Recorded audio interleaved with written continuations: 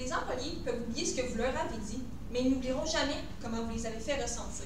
Nous sommes l'agence Horizon et aujourd'hui, mes collègues Clara Letendre, Alicia Martel et moi-même, Kiana Janel, sommes ravis de vous présenter nos stratégies qui vous guideront vers l'horizon.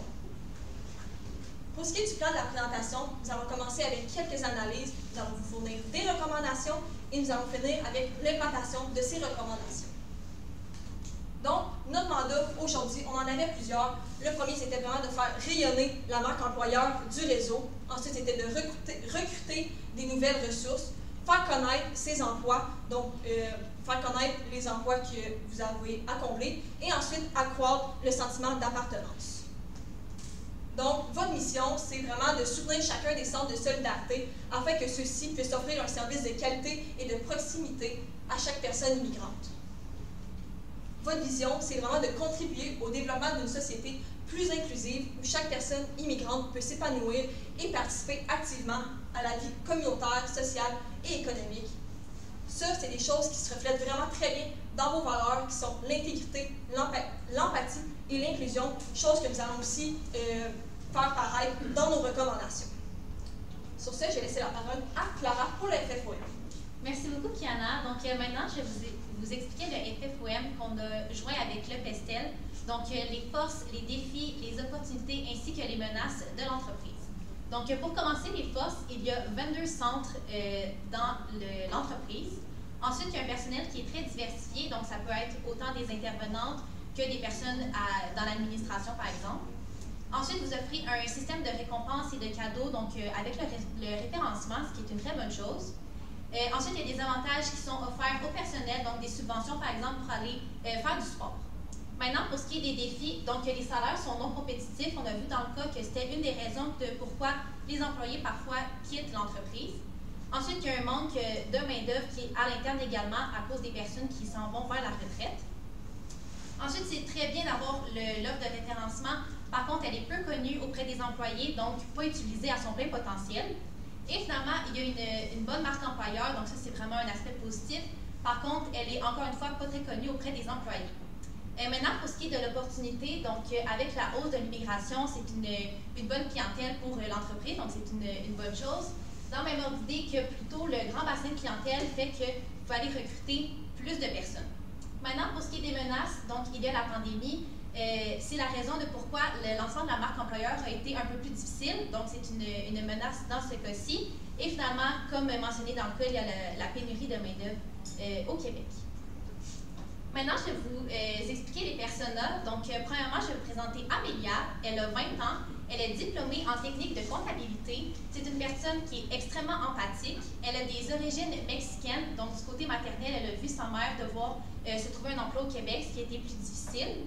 C'est pourquoi elle a à cœur de travailler dans une entreprise qui prône justement ça. Elle aime jouer au soccer, elle aime faire du bénévolat dans sa ville régulièrement et son objectif de travail, c'est de trouver son premier emploi à temps plein. Ensuite, notre deuxième persona, il se nomme Sébastien. Il a 38 ans, il est marié, il a 2 enfants. Il est diplômé de l'université en logistique et il est extrêmement expérimenté dans son domaine grâce à ses nombreuses années d'expérience. Il aime la randonnée et il adore voyager pour découvrir de nouvelles cultures. Lui, il fait du bénévolat de mentorat, donc pour redonner à la communauté et aux prochains employés. Et son objectif de travail, c'est de travailler pour une entreprise qui fait la différence. Et je cède maintenant la parole à ma collègue Alicia pour les recommandations. Merci, Sarah. Donc, pour la première recommandation, ça va être de faire rayonner la marque employeur. Donc, pour ce faire, on va faire le lancement 2.0 de la marque employeur. Donc, ça va être avec un infolette que, en fait, le propriétaire va faire une présentation, que cette présentation-là, c'est comme une présentation un peu PowerPoint. Et dans cette présentation-là, il va y avoir des photos d'équipe à tous les événements. On a vu des photos du soccer, des activités. Donc, toutes ces activités-là vont se retrouver dans cette présentation-là. Il va y avoir aussi la mission, la vision, la valeur pour vraiment faire ressentir ça aux employés. Et il va y avoir toutes sortes d'accomplissements que les employés font, donc que ce soit avec des clients ou des accomplissements personnels. Donc, par exemple, quelqu'un qui a accompli un marathon dans l'entreprise. Il va aussi avoir des offres, les nouvelles offres d'emploi et des avantages sociaux que mes collègues vont vous parler un petit peu plus plus tard. Puis justement, dans ce PowerPoint-là, il va être envoyé à tous les gestionnaires de l'entreprise par une infolette. Comme ça, tous les gens de l'entreprise vont être au courant des nouveautés. Ensuite, il va y avoir un dîner d'ouverture à la culture. Donc, puisque justement, c'est la mission de l'entreprise avec l'immigration, donc c'est important que tous les employés se connaissent avec tout un petit peu les cultures du monde. Donc, une fois par mois, en fait, ça va être un dîner que la propriétaire va choisir, en fait, quelques employés, donc 10 à 15 employés, puis il va y avoir une rotation pour que tous les employés aient accès à ce dîner-là. Puis, justement, ils vont choisir une culture qu'ils vont pouvoir parler et discuter et en apprendre davantage. Donc, comme j'ai dit, ça va être des membres de l'administration, les clients que, justement, eux viennent de l'immigration, qui sont immigrés, puis tout autre personnel qui sont intéressés d'en apprendre davantage. Puis, donc ça va apprendre à se connaître, tout le monde ensemble, mais ils vont pouvoir justement en apprendre sur une nouvelle culture. Puis, ça va vraiment favoriser l'intégration de tout le monde dans l'entreprise, ce qui mène au sentiment d'appartenance, puis à toutes les valeurs de l'entreprise. Donc, je vais maintenant céder la parole à Clara. Merci Alicia. Donc maintenant, pour ce qui est de la deuxième recommandation, eh bien, c'est de recruter de nouvelles personnes à l'interne et à l'externe de l'entreprise. Donc, premièrement, ce serait de miser sur les avantages concurrentiels. Donc, comme j'ai mentionné dans le FFOM, il y a un système de référencement, mais il n'est pas vraiment optimisé. Donc, justement, le système de référencement, ce serait de l'adapter aux réalités de tous les employés. Donc, dans le cas, ça disait que c'était des cartes cadeaux, par exemple, de restaurants. Donc, ça, ce serait, en fait, on va changer le système de cartes cadeaux. Donc, ce serait plus des cartes, par exemple, Visa prépayées. Donc, la personne peut vraiment l'utiliser pour, selon ses besoins, ce qu'il désire, selon sa réalité. Maintenant, pour ce qui est de la journée de congé, donc la personne peut décider d'elle-même si elle veut prendre sa journée de congé. Par contre, pour les personnes, ça peut engendrer un stress supplémentaire puisqu'ils ont beaucoup de tâches à effectuer. Puis là, prendre une journée de congé, ce serait plus les ralentir. Ils peuvent décider de seulement avoir cette valeur-là en argent, mais aller travailler. Comme ça les stresse pas davantage. Maintenant, pour ce qui est des salaires, donc comme ils ne sont pas compétitifs, ce serait de fonctionner avec des bonus annuels. Donc, le gestionnaire peut décider selon le comportement de la personne, son attitude au sein de l'entreprise, sa personnalité, son esprit d'équipe ou tout autre critère que vous jugez important, eh bien, il pourrait recevoir un bonus annuel. Puis là, tous ces avantages-là, ils seraient mentionnés dans l'infolettre que ma collègue Alicia a mentionné plus tôt, ou encore dans des affiches dans les aires communes. Grâce à un code QR, ça pourrait être écrit « Saviez-vous que vous avez un système de référencement scanné ici? » Puis là, il y a tous les beaux avantages qui vont être divulgués. Ensuite, ce serait de faire une journée d'embauche, donc un peu sous forme de porte ouverte. Donc, les personnes qui se présentent pourraient rencontrer des employés, ils vont pouvoir parler de leur réalité au sein de l'entreprise, comment ils trouvent ça, les différentes tâches qu'ils ont effectuées. Ça va également permettre aux personnes de différencier les différents postes qui sont offerts dans l'entreprise, puisqu'il y en a quand même beaucoup. Et c'est une bonne manière également de parler des avantages de l'entreprise, vraiment l'avantage concurrentiel. Pourquoi venir travailler pour vous? C'est vraiment l'occasion d'en parler. Les personnes peuvent décider de donner leur CV en main propre, mais également grâce à un code QR pour les personnes qui préfèrent le remettre en ligne directement. Donc, il y aurait l'option également. Puis ça fait que c'est un processus qui serait très humain et gratifiant, donc vraiment toutes des choses que c'est dans vos valeurs. Et maintenant, il y a également la géolocalisation qui pourrait être utilisée, donc dans tous les endroits où l'employé potentiel pourrait se retrouver, donc des centres de bénévolat ou des entreprises qui partagent les mêmes valeurs que vous. Donc ce serait juste de glisser une petite publication que la personne pourrait voir justement lorsqu'elle est dans ces endroits-là. Et maintenant, pour ce qui est des événements communautaires, donc par exemple des salons de l'emploi ou des choses comme ça, pour avoir des kiosques, donc ça fait vraiment le contact humain avec les employés potentiels. Et c'est la bonne manière aussi de divulguer la marque employeur, donc vos valeurs, tout ça, et également des témoignages d'employés. Donc, soit vous pouvez apporter l'employé directement avec vous au kiosque, ou encore une petite vidéo, une petite affiche, ou vraiment parler de l'avantage de travailler pour vous. Et je cède maintenant la parole à ma collègue Kiana pour la dernière recommandation. Merci. comme Clara vous a dit, la recommandation numéro 3, ça va vraiment être de faire connaître ces emplois, mais à l'interne de l'entreprise. Donc, comment on va s'y prendre? On va faire la journée Troque ton poste. Qu'est-ce que c'est la journée Troque ton poste? Eh bien, ça va être une petite après-midi, un vendredi après-midi, où il va y avoir des petites compétitions amicales. Comment on va faire ça? Ça va être sous forme d'épreuves. Puis, il va y avoir, par exemple, la personne des ressources humaines, de la comptabilité, vont aller au poste de la secrétaire, puis ils vont devoir, par exemple, remplir un formulaire.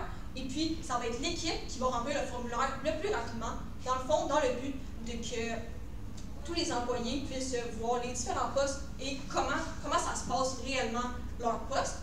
Puis vraiment, ça va être animé par la personne du poste, puisqu'elle s'y connaît, elle va être capable de les aider en cas de problème. Puis ça, qu'est-ce que ça va faire? Ça va vraiment être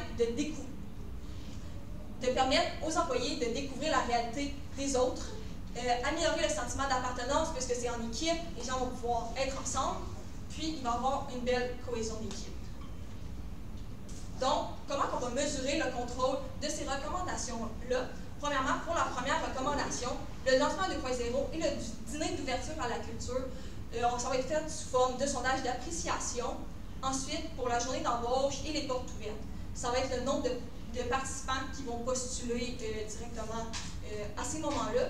Par la suite, la géolocalisation, ça va être de voir s'il y a une augmentation du nombre de CV qui vont être reçus.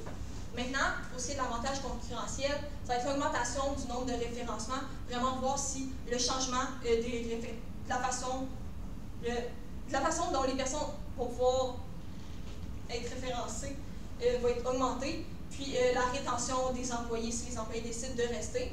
Les événements communautaires, eh bien, ça va être le nombre de participants qui vont postuler, puis la journée Troque ton poste, ça va être un sondage d'appréciation. Je vais laisser la parole à Alicia pour le budget et l'échéancier. Merci, Tiana. Donc, pour ce qui est du budget et de l'échéancier, donc pour ce qui est de la première recommandation, donc le lancement 2.0 de la marque employé et dîner d'ouverture à la culture, donc on alloue 7 000 $, puis ça va vraiment se passer tout au long de l'année, donc c'est quelque chose qu'on veut garder dans l'entreprise. Ensuite, pour la deuxième recommandation, qui est la journée d'embauche et les portes ouvertes, donc ça va être 5 000 $, puis ça va être vraiment juste. On a décidé en avril, donc au milieu de l'année. Ensuite, ça va être la géolocalisation, donc 5 000 $, puis on va mettre ça de mars à mai, puis aussi de septembre à octobre, puisque c'est plus les moments que les personnes vont se chercher des emplois. Ensuite, les avantages concurrentiels, donc tout ce qui est par rapport avec les bonus et le référencement, donc 40 000 $, puisque vous avez quand même plusieurs employés, donc si on veut des bonus qui font du sens et qui veulent encourager les gens à venir, donc ça se prend un certain montant, puis ça, encore une fois, ça va être toute l'année. Ensuite, pour les événements communautaires, donc on a alloué 12 000 $, donc de décembre à février, puis de juin à août. Et ensuite, pour la dernière recommandation, donc la journée Troque ton poste, donc 1 000 $, puis on imagine cette journée-là est plus en septembre quand il fait encore beau, mais que les personnes ne sont pas encore tout à fait en vacances. Puis on a une marge de manœuvre de 5 000 $, pour ce qui fait un total de 75 000 $. Donc, pour conclure, notre mandat aujourd'hui, c'était vraiment de faire rayonner la marque employeur, de recruter des nouveaux employés, de faire connaître les emplois à l'interne de l'entreprise et ainsi améliorer le sentiment d'appartenance. Pour ce faire, on vous a proposé 3 recommandations: faire rayonner la marque employeur, recruter de nouvelles ressources et faire connaître ses emplois. Vous n'allez peut-être pas vous souvenir de tout ce que nous avons dit aujourd'hui. Cependant, nous espérons que vous allez aimer la façon dont nous vous avons fait ressentir. Nous sommes l'agence Horizon et nous sommes maintenant prêts à accueillir vos questions.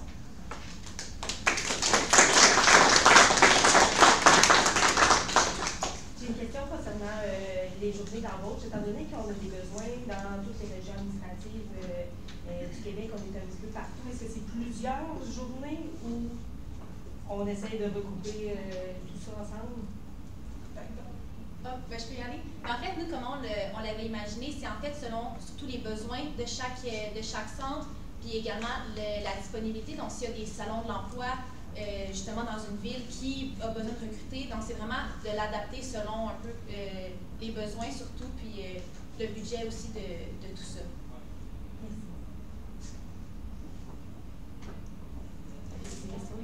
Oui, bien, j'avais une petite question dans votre stratégie avantage parlez là, quand même d'adapter les cartes cadeaux. C'est déjà quelque chose qui existe dans l'entreprise. C'est peut-être pas quelque chose qui est bien connu. Est-ce que vous avez une recommandation pour peut-être promouvoir cet avantage-là qui existe déjà auprès de l'entreprise, mais que vous voulez aussi bonifier? On voulait aussi les ajouter dans les infolettes. C'est comme une présentation, mais la présentation va être affichée, puis tous les avantages vont pouvoir être aussi affichés. Aussi, lorsqu'il y a des kiosques, ça va pouvoir être affiché. Donc, ça va être affiché à plusieurs endroits. Donc, les gens vont vraiment pouvoir le voir et le savoir. Puis, je peux bonifier aussi ce que ma collègue dit, mais en fait, je pense que c'est aussi de gérer la communication à l'interne également. Donc, les gestionnaires peuvent le faire savoir lors des rencontres qu'ils ont avec les employés pour que tout le monde soit au courant puis puisse comme, bénéficier de ce bel avantage-là, justement. J'aurais une autre question. Vous avez vraiment comme plein de belles idées. Évidemment, comme vous savez, on est un organisme gouvernemental. Si jamais on doit couper dans le budget comme beaucoup d'organismes, c'est quoi la priorité des recommandations? Excusez. Dans notre année. Ouais. Bon, là, tu peux mettre en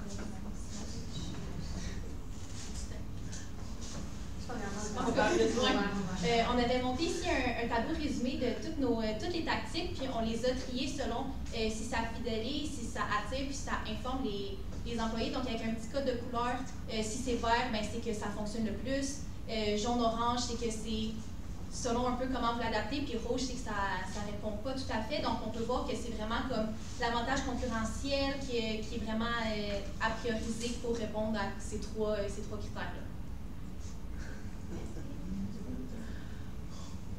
Ça va pour moi? Ça va, merci. Merci